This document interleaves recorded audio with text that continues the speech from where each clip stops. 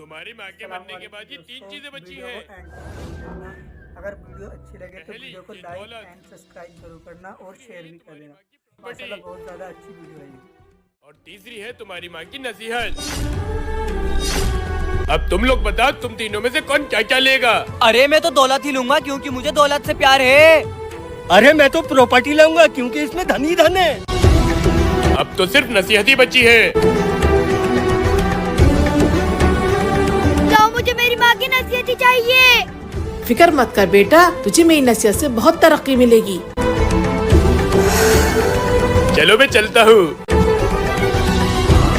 पागल इंसान नसीहत लेके बैठा है। अब मांगेगा जिंदगी भर तक भी। चल छोटे।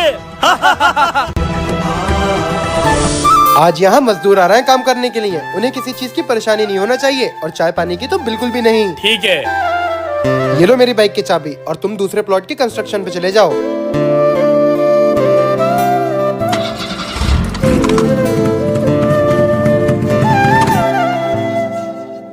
हेलो, अरे कहाँ रह गए तुम लोग? हाँ साहब, आपके साइट के पास ही हैं हम। ठीक है जल्दी आओ। लोकेशन तो यहीं बताई थी, शायद ये खड़े हैं हमारे साहब। जी साहब, हम आ गए। हमें जुबेर भाई ने भेजा है आपका काम करने के लिए। बताइए क्या काम करना है? साहब, हम आपकी साइट पर दिल लगा के काम करेंगे, बस 150 रुपए बढ़ती दे देना। हाँ ठीक है, अब काम समझ लो। मुझे यहाँ पर बहुत ही बड़ा हॉस्पिटल बनाना है ताकि गरीब लोग यहाँ पर आकर अपना फ्री इलाज करा सकें। ठीक है साहब, हो जाएगा। अरे भाइयों, तुम दोनों? भाइयों, कौन हो तुम?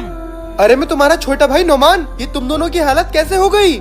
अरे नुमान, तू इतना बड़ा हो गया है। भाई, हमारे पास बहुत पैसा था, हमने उस पैसे की कदर नहीं करी और सारा पैसा याशियों में उड़ा दिया। और मैं अपनी सारी प्रॉपर्टी जुए में हार गया, इसलिए हमें ये मजदूरी करना पड़ रही है। लेकिन छोटे, तूने ऐसा क्या किया जो तू 15 सालों में इतना अमीर हो गया? भाइयों, जब आप लोग मुझे छोड़कर गए थे तो मेरी जेब में कुछ नहीं था। जो था वो थी बस माँ की नसीहत। हाँ, तूने तो नसीहत ली थी, लेकिन उस नसीहत में ऐसा क्या था? उस नसीहत में बेटा, जिंदगी में कुछ बातों का ध्यान रखना। तरक्की करने के कुछ रास्ते होते हैं। पहला रास्ता, अगर तुम्हारे दरवाजे पर कोई फकीर आए तो उसको खाली आ जाने मत देना। दूसरा रास्ता, कभी किसी को नाजायज मत सताना। तीसरा, कभी किसी गलत रास्ते पर मत चलना। चौथा और सबसे जरूरी, कभी नमाज मत छोड़ना। अगर इन बातों पर अमल करोगे तो इंशाल्लाह जिंदगी में कामयाब बनोगे।